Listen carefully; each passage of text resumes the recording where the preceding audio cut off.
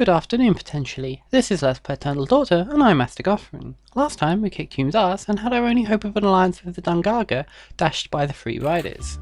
We also started playing hide and seek with a man named Gideon, and our quest resumes with that task. Fortunately, he gives us some hints about his location as we move around. This cave here seems like a great hiding place, so let's finally go inside it. Another hint, so this must be the place. However, here we're finally going to meet the bats, their inclusion surely being no surprise. Though the biggest annoyance in these caves is almost all of them are placed above your swing, making it safest to just duck underneath them. Just up here is another blue block wall, with a delicious life upgrade behind it. I'm really looking to get at least 9 hit points before proceeding with the game, because you can probably infer that enemies in the next area will be hitting for 4 damage. Back to the bats then. They come in 2 forms, these static bats that get alerted when you get near them, and ones which spawn randomly like glue mice in Blue Mountain. As a species, they inflict 2 damage, something we'll be thankful for in areas to come. Anyway, here's Gideon's hiding place, let's see what he has to say.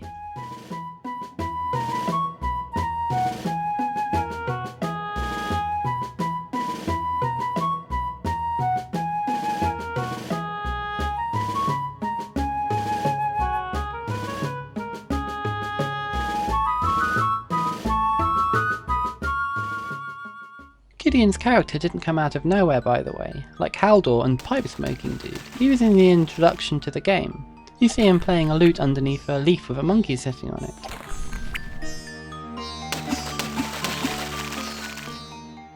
Up ahead of us here we have another new enemy, so I'm going to remove this rock lobster so we have room to show it. This innocent looking rock is of course an enemy. When we approach, the golem unfurls and rolls towards us. They're fast and dangerous. You can't hit them at all when they roll at you, and they have a lot of health. Sometimes you can get them stuck near an edge and safely finish them off, but other times they'll keep running around, making them very threatening. As usual, it's best to avoid them. If they hit you, they do hit for 3 damage. You meet these guys very quickly in a confined space in that mine we avoided in episode 2, where you'd only have had 4 health. Not a lot of fun. The gap above was too great to leap, and there's nothing down here, so we've effectively just found a dead end, so chances are Gideon isn't here, and we've probably got all the upgrades. However, we did just get a save point, so maybe now's a good time to throw ourselves into the water and see if we find anything. And hey, a giant green plant monster that wants to eat us, let's go right in. Since we taste bad, we can use it to our advantage to reach this upper area. I'm not exactly sure how you were supposed to find this, but I did when I played the game for the first time, so maybe it's not that bad. It is a little odd though, and there's no indication that there's any platforms up here.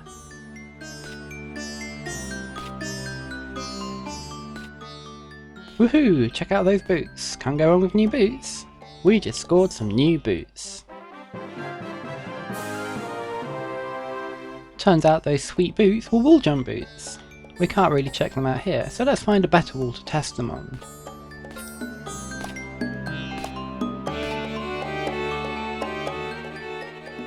This wall looks good, and down in the corner there we can see there's definitely something on the other side of that gap. The wall jump itself is pretty self-explanatory. You can chain them together as you would expect to, so you can jump up high vertical shafts, and we've definitely seen a few of those.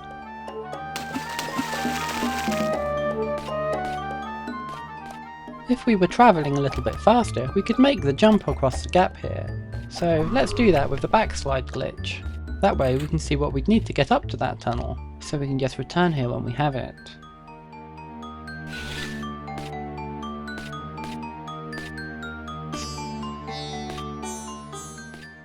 Looks like we'll need either another jump or some way to scale the wall. So at least we know for sure this really is a dead end for now. We'd best get back to finding Gideon. Travelling backwards in this underground area is pretty safe. There's plenty of room to jump over the lobsters and golems, and at this point the toadstools aren't dangerous at all. The only true danger is the water, always tempting you with its hidden treasures. As far as enemies go, the only real hurdle can be the bats leading up to the exit, but they're pretty easy to fake out. It's just as well because you probably overwrote your save at the save point earlier. We didn't end up getting these 2 power-ups down here. However, we should remember they're here because they'll become handy at a later point. Now that we have the wall jump, we can go back up to the destructible wall at the top of this area and ascend the shaft that's behind it. We could also go to the one that was outside the Dungaga city too, but since we needed to cheat to get up there, it's less likely to bear any significant fruit right now.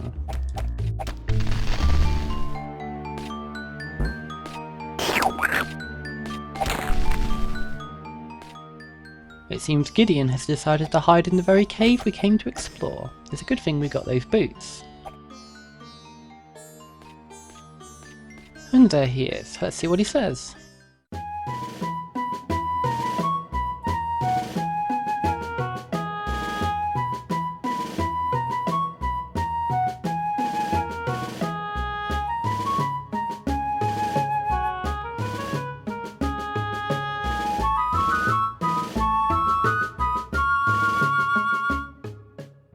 Hooray, we won!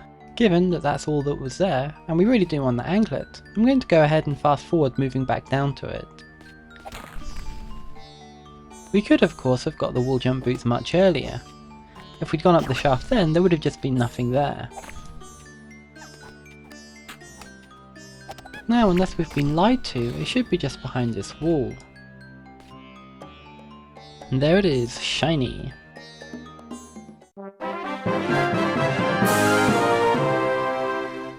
Now we have a move that's similar to the backslide. They're roughly analogous to one another, however I'd say that the slide is more useful since it goes in the same direction that you are, making it much easier to run away from something if you realise it's going to catch you. It also suffers from similar glitch potential with sliding off of edges. Anyway, with all that exploring out of the way, it's time to finally go back up to the Shulin and see what's what. Perhaps our new movement abilities will bear fruit on the way though.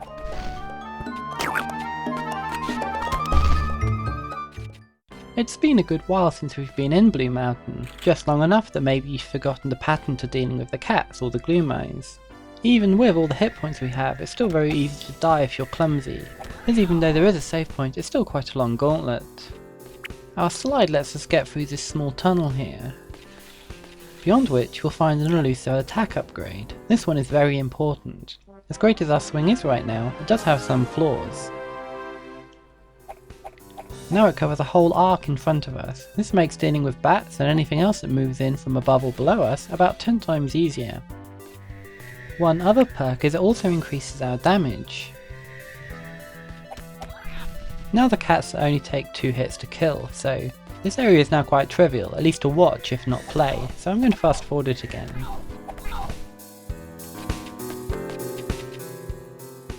There was a small outcropping at the top of the last area that we couldn't jump up. Even with the wall jump we still shouldn't be able to get up there, however we kind of can, at least if we're willing to be creative. Since the gloom mice spawn at your height, you can trick one of them into spawning where you need it to, and use it to bounce off to the outcropping. From there you can make your way up. Up here there's another useful heart upgrade, but that would be cheating for reals. And well, we'll be back here so many times we'll get it eventually. I have another heart upgrade in mind for bringing us up to 9 anyway. Sadly though, that was the only remaining unexplored area of Blue Mountain, so it's going to be a quick trip back up to the top. If you were wondering, I don't think these Shulin ever change what they say.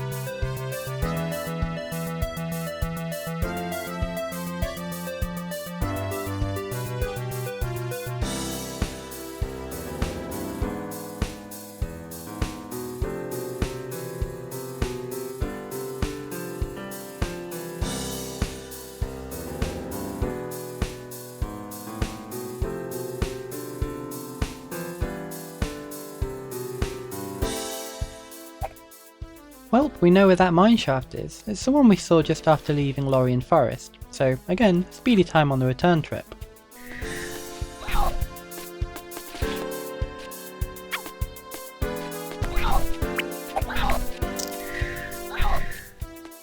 Since we have this banging new attack upgrade though, we should see how we can handle the enemies in the hub area.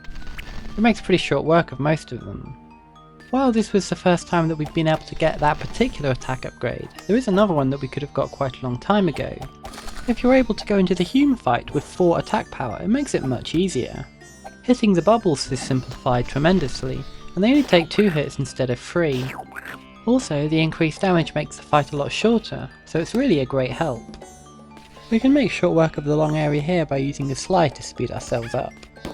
And since I'm running with the theme of showing how awesome we are nowadays, and we still would like that extra hit point, it's time to take a trip to the forest. Pretty much nothing is a threat here now, since all the things that took 4 hits now take 2, and it was always easy to get those 2 hits.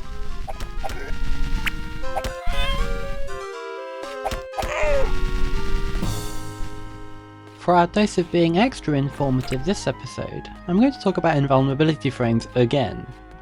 All bosses and some normal enemies have them, but they're not all created equal. Either deliberately or by happenstance or by oversight, you can interrupt certain enemies with your charged shot fireballs. This frog escapes death by my second attack swing, but this follow-up fireball punches right through its attack and finishes it off. While no longer beneficial here, we can keep this in mind for later. With the frog out of the way, we have our 9th heart upgrade. There is one more we could get in the Dungaga city, but I think I'll be okay with 9. With all of this out of the way, all that's left is to go back down to the mine and save our game. So next time then, we'll venture down into the terrifying mines and try to find the Grodol. There'll also be some more exploring involved, which will be fun for everyone. Also some more glitches probably. So I guess I'll see you then.